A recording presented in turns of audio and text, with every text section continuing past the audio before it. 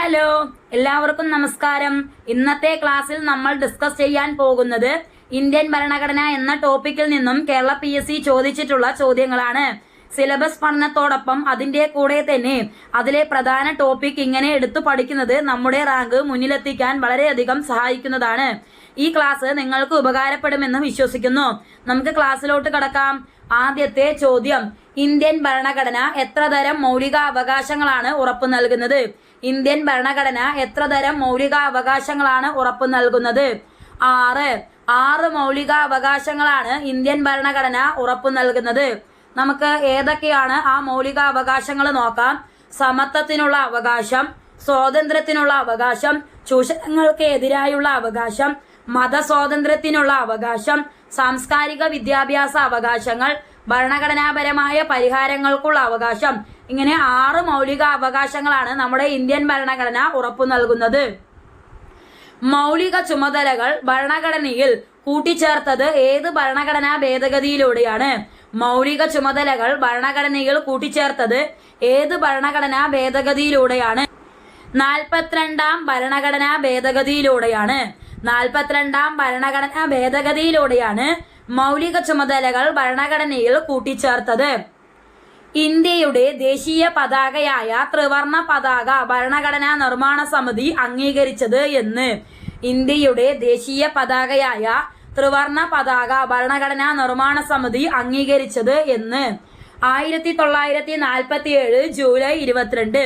1947 July 22-നാണ് ഇന്ത്യയുടെ ദേശീയ പതാകയായ ത്രിവർണ പതാക ഭരണഘടനാ നിർമ്മാണ സമിതി അംഗീകരിച്ചത്. ഇന്ത്യയുടെ ദേശീയ നദി ഏതാണ്? ഇന്ത്യയുടെ ദേശീയ നദി ഏതാണ്? ഗംഗ. ഗംഗയാണ് ഇന്ത്യയുടെ ദേശീയ നദി. ഇന്ത്യയുടെ ദേശീയ ഗീതം രചിച്ചത് ആര്? ഇന്ത്യയുടെ ദേശീയ ഗീതം രചിച്ചത് ആര്? ബങ്കിം ചന്ദ്ര ചാറ്റർജി. ബങ്കിം ചന്ദ്ര ചാറ്റർജിയാണ് ഇന്ത്യയുടെ ദേശീയ ഗീതം രചിച്ചത്. ഇന്ത്യയുടെ ദേശീയ ഗാനം ആലപിക്കാൻ എടുക്കേണ്ട സമയം എത്ര? ഇന്ത്യയുടെ ദേശീയ ഗാനം ആലപിക്കാൻ എടുക്കേണ്ട സമയം എത്ര? 52 സെക്കൻഡ്. 52 സെക്കൻഡാണ് ഇന്ത്യയുടെ ദേശീയ ഗാനം ആലപിക്കാൻ എടുക്കേണ്ട സമയം. ദേശീയ മനുഷ്യാവകാശ കമ്മീഷന്റെ പ്രഥമ ചെയർമാൻ ആരായിരുന്നു? ദേശീയ മനുഷ്യാവകാശ കമ്മീഷന്റെ പ്രഥമ ചെയർമാൻ ആരായിരുന്നു? ജസ്റ്റിസ് രംഗനാഥ മിശ്ര. ജസ്റ്റിസ് രംഗനാഥ മിശ്രയാണ് ദേശീയ മനുഷ്യാവകാശ കമ്മീഷന്റെ പ്രഥമ ചെയർമാൻ. 1990-ൽ വിവരാവകാശത്തിന് വേണ്ടിയുള്ള പ്രസ്ഥാനം ആരംഭിച്ച സംഘടന? 1990-ൽ വിവരാവകാശത്തിന് വേണ്ടിയുള്ള പ്രസ്ഥാനം ആരംഭിച്ച സംഘടന മസ്ദൂർ കിസാൻ ശക്തി സംഗതൻ. മസ്ദൂർ കിസാൻ ശക്തി സംഗതനാണ് 1990-ൽ വിവരാവകാശത്തിന് വേണ്ടിയുള്ള പ്രസ്ഥാനം ആരംഭിച്ച സംഘടന. അയിത്ത നിരോധന നിയമം നിലവിൽ വന്ന വർഷം? അയിത്ത നിരോധന നിയമം നിലവിൽ വന്ന വർഷം 1955. 1955-ലാണ് അയിത്ത നിരോധന നിയമം നിലവിൽ വന്നത്. പൗരന്മാരെ നിയമവിരുദ്ധമായി തടങ്കലിൽ വെക്കുന്നതിന് എതിരായി സുപ്രീം കോടതിയും ഹൈക്കോടതികളും പുറപ്പെടുവിക്കുന്ന ഉത്തരവ്? പൗരന്മാരെ നിയമവിരുദ്ധമായി തടങ്കലിൽ വെക്കുന്നതിന് എതിരായി സുപ്രീം കോടതിയും ഹൈക്കോടതികളും പുറപ്പെടുവിക്കുന്ന ഉത്തരവ്? Habeas corpus. ഹേബിയസ് കോർപ്പസ് ആണ് പൗരന്മാരെ നിയമവിരുദ്ധമായി തടങ്കലിൽ വെക്കുന്നതിന് എതിരായി സുപ്രീം കോടതിയും ഹൈക്കോടതികളും പുറപ്പെടുവിക്കുന്ന ഉത്തരവ്. ഡോക്ടർ സച്ചിദാനന്ദ സിൻഹയുടെ അധ്യക്ഷതയിൽ ചേർന്ന ഭരണഘടനാ നിർമ്മാണ സഭയുടെ ആദ്യ സമ്മേളനം നടന്നത് എന്ന്? ഡോക്ടർ സച്ചിദാനന്ദ സിൻഹയുടെ അധ്യക്ഷതയിൽ ചേർന്ന ഭരണഘടനാ നിർമ്മാണ സഭയുടെ ആദ്യ സമ്മേളനം നടന്നത് എന്ന്? 1946 ഡിസംബർ 9. 1946 ഡിസംബർ 9-നാണ് ഡോക്ടർ സച്ചിദാനന്ദ സിൻഹയുടെ അധ്യക്ഷതയിൽ ചേർന്ന ഭരണഘടനാ നിർമ്മാണ സഭയുടെ ആദ്യ സമ്മേളനം നടന്നത്. വിദ്യാഭ്യാസ അവകാശ നിയമവുമായി ബന്ധപ്പെട്ട് താഴെ തന്നിരിക്കുന്ന പ്രസ്താവനകളിൽ ശരിയായത് തെരഞ്ഞെടുക്കുക. വിദ്യാഭ്യാസ അവകാശ നിയമവുമായി ബന്ധപ്പെട്ട് താഴെ തന്നിരിക്കുന്ന പ്രസ്താവനകളിൽ ശരിയായത് തെരഞ്ഞെടുക്കുക. ഭരണഘടനയുടെ അനുച്ഛേദം 21A-ലാണ് വിദ്യാഭ്യാസ അവകാശം ഉൾപ്പെടുത്തിയിട്ടുള്ളത്. ആ ഭരണഘടനാ അനുച്ഛേദം 21A-ലാണ് വിദ്യാഭ്യാസ അവകാശം ഉൾപ്പെടുത്തിയിട്ടുള്ളത്. ആ പ്രസ്താവന ശരിയാണ്. ഭരണഘടനയുടെ അനുച്ഛേദം 21A-ലാണ് വിദ്യാഭ്യാസ അവകാശം ഉൾപ്പെടുത്തിയിട്ടുള്ളത്? 6 മുതൽ 14 വയസ്സ് വരെയുള്ള കുട്ടികൾക്ക് വിദ്യാഭ്യാസം സൗജന്യവും നിർബന്ധിതവും ആയി മാറി. ആ പ്രസ്താവന ശരിയാണ്. 6 മുതൽ 14 വയസ്സ് വരെയുള്ള കുട്ടികൾക്ക് വിദ്യാഭ്യാസം സൗജന്യവും നിർബന്ധിതവുമായി മാറി. എല്ലാ കുട്ടികൾക്കും ഗുണമേന്മയുള്ള പ്രാഥമിക വിദ്യാഭ്യാസം നൽകേണ്ടത് രാഷ്ട്രത്തിന്റെ ഉത്തരവാദിത്തമാണ്. ആ പ്രസ്താവന ശരിയാണ്. എല്ലാ കുട്ടികൾക്കും ഗുണമേന്മയുള്ള പ്രാഥമിക വിദ്യാഭ്യാസം നൽകേണ്ടത് രാഷ്ട്രത്തിന്റെ ഉത്തരവാദിത്തമാണ്. വിദ്യാഭ്യാസ അവകാശ നിയമം 2009 ഓഗസ്റ്റ് 4 നിലവിൽ വന്നു. ആ പ്രസ്താവന തെറ്റാണ്. വിദ്യാഭ്യാസ അവകാശ നിയമം 2009 ഓഗസ്റ്റ് 4 നിലവിൽ വന്നു. ആ പ്രസ്താവന തെറ്റാണ്. ശരിയായിട്ടുള്ളത് വിദ്യാഭ്യാസ അവകാശ നിയമം 2010 ഏപ്രിൽ 1 നിലവിൽ വന്നത്. വിദ്യാഭ്യാസ അവകാശ നിയമം 2010 ഏപ്രിൽ 1 നിലവിൽ വന്നത്. അപ്പൊ ശരിയായിട്ടുള്ള പ്രസ്താവനകള് 1, 2, 3 ശരിയായിട്ടുള്ള പ്രസ്താവനകള്. സ്ത്രീ വിദ്യാഭ്യാസ സംരക്ഷണ പ്രവർത്തകയും 2014 കൈലാസ് സത്യാർത്ഥിക്കൊപ്പം സമാധാനത്തിനുള്ള നോബൽ സമ്മാനത്തിന് അർഹയാവുകയും ചെയ്ത 17കാരി.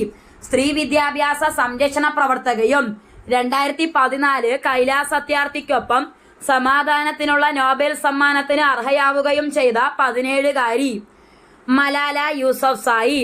മലാല യൂസഫ്സായാണ് സ്ത്രീ വിദ്യാഭ്യാസ സംരക്ഷണ പ്രവർത്തകയും 2014 കൈലാസ് സത്യാർത്ഥിക്കൊപ്പം സമാധാനത്തിനുള്ള നോബൽ സമ്മാനത്തിന് അർഹയാവുകയും ചെയ്ത 17കാരി.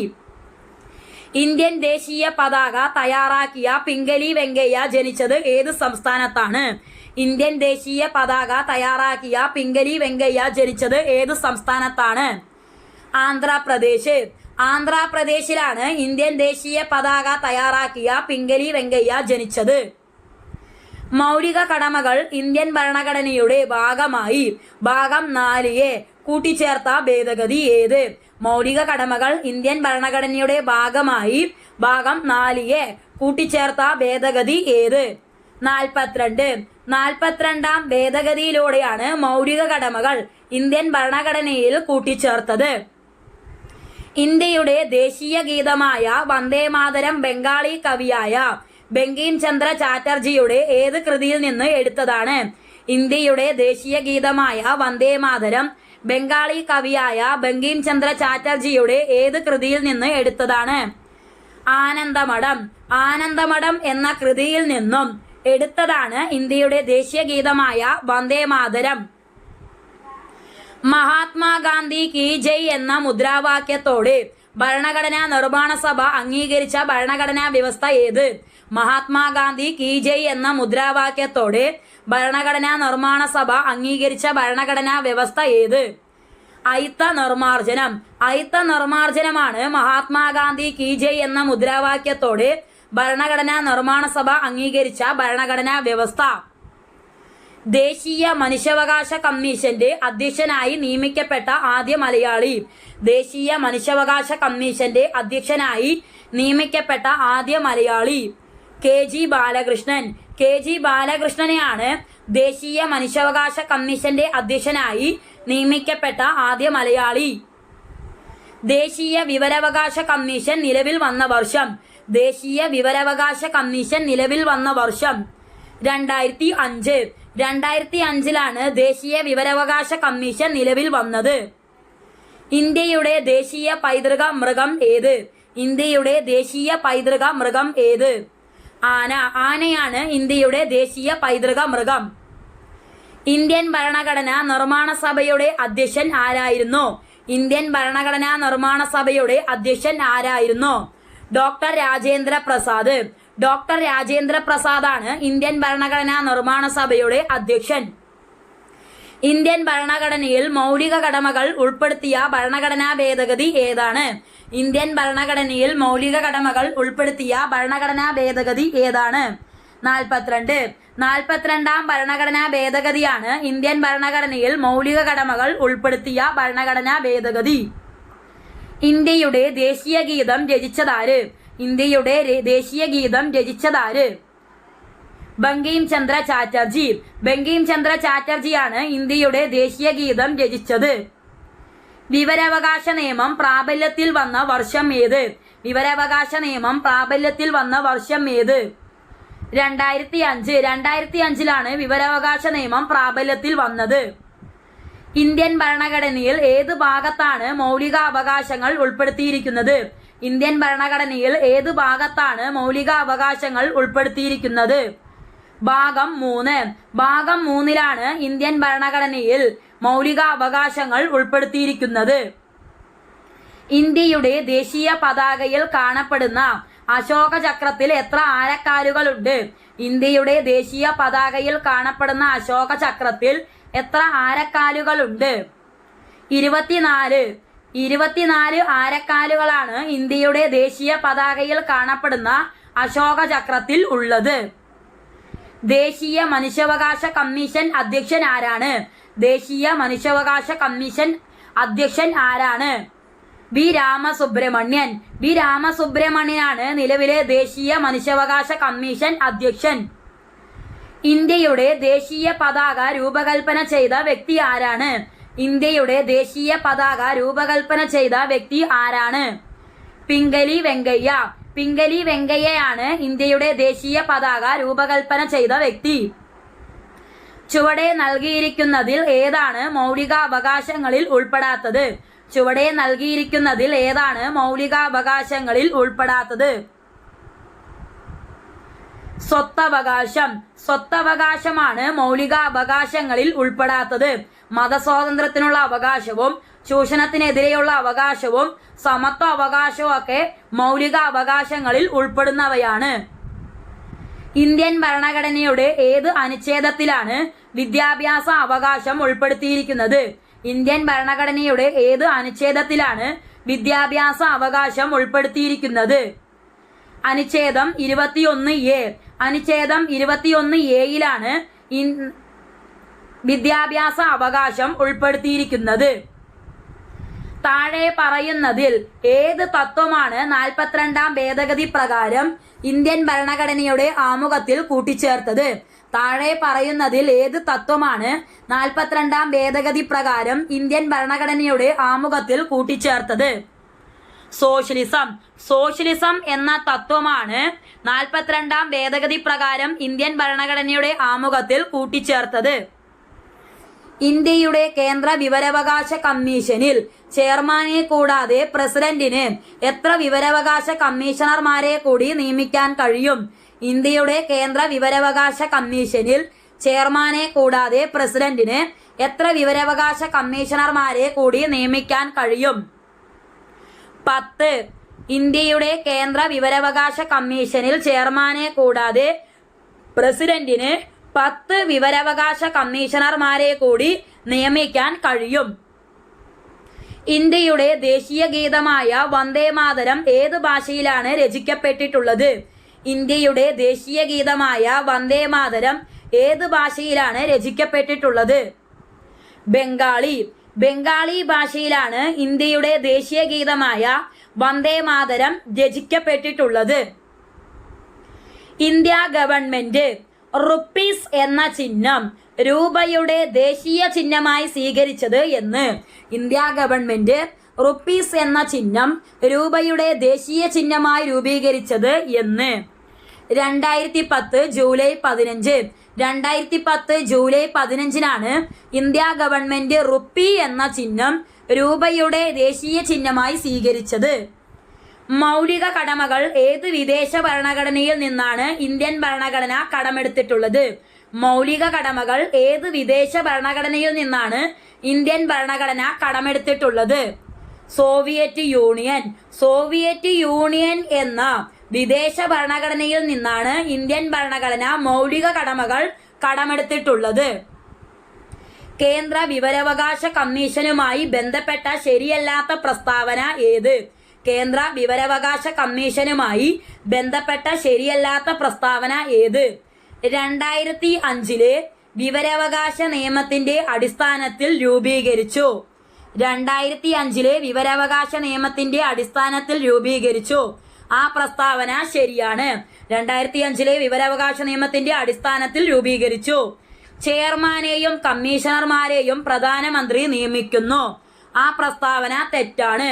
ചെയർമാനെയും കമ്മീഷണർമാരെയും പ്രധാനമന്ത്രി നിയമിക്കുന്നു. ആ പ്രസ്താവന തെറ്റാണ്. ചെയർമാനെയും കമ്മീഷണർമാരെയും രാഷ്ട്രപതിയാണ് നിയമിക്കുന്നത്. 2005 ഒക്ടോബർ 24 നിലവിൽ വന്നു. ആ പ്രസ്താവന തെറ്റാണ്. 2005 ഒക്ടോബർ 24 നിലവിൽ വന്നു എന്ന് പറയുന്ന പ്രസ്താവന തെറ്റാണ്.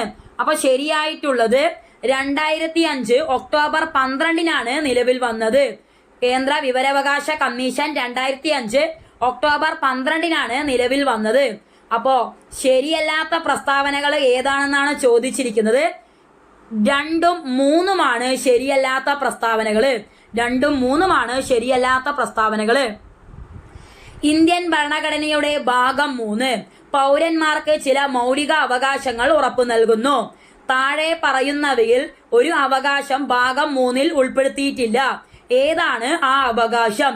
ഇന്ത്യൻ ഭരണഘടനയുടെ ഭാഗം 3 പൗരന്മാർക്ക് ചില മൗലിക അവകാശങ്ങൾ ഉറപ്പു നൽകുന്നു. താഴെ പറയുന്നവയിൽ ഒരു അവകാശം ഭാഗം 3 ഉൾപ്പെടുത്തിയിട്ടില്ല. ഏതാണ് ആ അവകാശം? തുല്യ ജോലിക്ക് തുല്യ വേതനത്തിനുള്ള അവകാശമാണ് ഇന്ത്യൻ ഭരണഘടനയുടെ ഭാഗം 3 ഉൾപ്പെടുത്താത്ത അവകാശം എന്ന് പറയുന്നത്. തുല്യ ജോലിക്ക് തുല്യ വേതനത്തിനുള്ള അവകാശം. അപ്പൊ ഭാഗം 3 ഉൾപ്പെടുത്തിയിട്ടുള്ള അവകാശങ്ങൾ ഏതൊക്കെയാണ്? വ്യക്തി സ്വാതന്ത്ര്യത്തിനുള്ള അവകാശം, ഇഷ്ടമുള്ള മതത്തിൽ വിശ്വസിക്കാനുള്ള അവകാശം, സമത്വത്തിനുള്ള അവകാശം. താഴെ പറയുന്നവയിൽ ഏതു വകുപ്പിനെയാണ് ഡോക്ടർ BR അംബേദ്കർ ഇന്ത്യൻ ഭരണഘടനയുടെ ആത്മാവ് എന്ന് വിശേഷിപ്പിച്ചത്? താഴെ പറയുന്നവയിൽ ഏതു വകുപ്പിനെയാണ് ഡോക്ടർ BR അംബേദ്കർ ഇന്ത്യൻ ഭരണഘടനയുടെ ആത്മാവ് എന്ന് വിശേഷിപ്പിച്ചത്? 32ാം വകുപ്പിനെയാണ് ഡോക്ടർ BR അംബേദ്കർ ഇന്ത്യൻ ഭരണഘടനയുടെ ആത്മാവ് എന്ന് വിശേഷിപ്പിച്ചത്. ദേശീയ മനുഷ്യാവകാശ കമ്മീഷനെ പറ്റി താഴെ പറയുന്ന പ്രസ്താവനകളിൽ തെറ്റായി കണ്ടെത്തുക. തെറ്റായിട്ടുള്ള പ്രസ്താവനകൾ കണ്ടെത്താനാണ് പറഞ്ഞിരിക്കുന്നത്. മനുഷ്യാവകാശ ലംഘനം നടത്തുന്ന വ്യക്തികൾക്കും സ്ഥാപനങ്ങൾക്കും എതിരെ ശിക്ഷാ നടപടികൾ സ്വീകരിക്കാൻ കമ്മീഷന് അധികാരമുണ്ട്. ആ പ്രസ്താവനയാണ് തെറ്റായിട്ടുള്ള പ്രസ്താവന. ദേശീയ മനുഷ്യാവകാശ കമ്മീഷനെ പറ്റി തെറ്റായിട്ടുള്ള പ്രസ്താവനയാണ് ഏത്? മനുഷ്യാവകാശ ലംഘനം നടത്തുന്ന വ്യക്തികൾക്കും സ്ഥാപനങ്ങൾക്കുമെതിരെ ശിക്ഷാ നടപടികൾ സ്വീകരിക്കാൻ കമ്മീഷന് അധികാരമുണ്ട് എന്ന് പറയുന്നത്. ശിക്ഷാ നടപടികളൊന്നും സ്വീകരിക്കാൻ നമ്മുടെ മനുഷ്യാവകാശ കമ്മീഷന് അധികാരമില്ല. അപ്പോൾ ശരിയായിട്ടുള്ള പ്രസ്താവനകൾ ഏതൊക്കെയാണ്? ദേശീയ മനുഷ്യാവകാശ കമ്മീഷന്റെ ആദ്യത്തെ ചെയർപേഴ്സൺ രംഗനാഥ മിശ്രയാണ്. മനുഷ്യാവകാശ ലംഘനം സംബന്ധിച്ച പരാതികളിൽ അന്വേഷണം നടത്താൻ കമ്മീഷന് അധികാരമുണ്ട്. ദേശീയ മനുഷ്യാവകാശ കമ്മീഷൻ 1993 പാർലമെന്റ് പാസാക്കിയ മനുഷ്യാവകാശ സംരക്ഷണ നിയമപ്രകാരം നിലവിൽ വന്ന സ്ഥാപനമാണ്. ദേശീയ പതാകയുമായി ബന്ധമില്ലാത്തത് ഏത്? ദേശീയ പതാകയുമായി ബന്ധമില്ലാത്തത് ഏത്? കുങ്കുമം, വെള്ള, പച്ച എന്നീ നിറങ്ങൾ ഉള്ളത്. അത് ശരിയാണ്. 3:2 അനുപാതത്തിൽ നിർമ്മിച്ചിരിക്കുന്നു. ആ പ്രസ്താവനയും ശരിയാണ്. 1947 ഓഗസ്റ്റ് 1 ഇന്ത്യൻ ഭരണഘടന അംഗീകരിച്ചു. ആ പ്രസ്താവനയാണ് തെറ്റായത്. 1947 ജൂലൈ 22 ഇന്ത്യൻ ഭരണഘടന ദേശീയ പതാകയെ അംഗീകരിച്ചത്. അതാണ് കൃത്യമായിട്ടുള്ള ഉത്തരമായിട്ട് വരേണ്ടത്. പിംഗലി വെങ്കയ്യ രൂപകൽപ്പന ചെയ്തത് അതൊക്കെ ശരിയാണ്. ദേശീയ പതാകയുമായിട്ട് ബന്ധമുള്ളത് കുങ്കുമം, വെള്ള, പച്ച എന്നീ നിറങ്ങളുള്ളതാണ്. 3:2 അനുപാതത്തിൽ നിർമ്മിച്ചിരിക്കുന്നവയാണ്. പിംഗലി വെങ്കയ്യ രൂപകൽപ്പന ചെയ്തതാണ്. ഇത്രയും ചോദ്യങ്ങളാണ് നമ്മൾ നോക്കിയിട്ടുള്ളത്. എല്ലാം തന്നെ വളരെ ഇമ്പോർട്ടൻ്റ് ആയിട്ടുള്ള ചോദ്യങ്ങളാണ്. എല്ലാവരും ഒപ്പം പഠിച്ചു പോകാനായിട്ട് ശ്രമിക്കുക. അപ്പോൾ നമുക്ക് അടുത്ത ക്ലാസ്സിൽ കാണാം. Thank you so much my dear friends.